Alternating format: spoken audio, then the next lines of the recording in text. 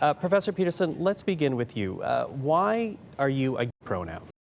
What words What do you say that myself and other people are required to utter? Why, I think I've made my position on that clear already.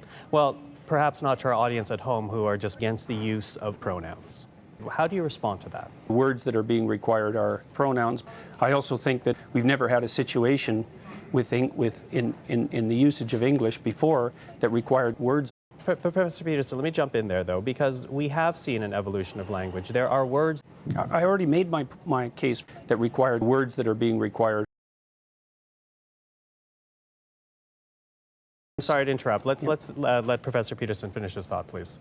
I'm perfectly willing to be held accountable for my actions, and the university has already indicated the seriousness with which they view my actions. I mean, I think, and then I talk, but I get corrected when I think, and then I talk publicly, and I get corrected constantly by the people that I'm speaking with. I think I've made my position on that clear already.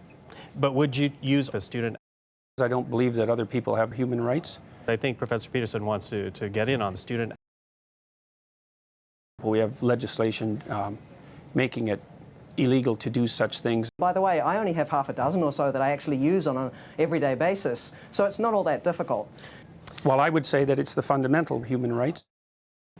I'm against the use of evolving children. Well, legislation or not, how is this different to those who are asking for this alternate use of alternate pronouns?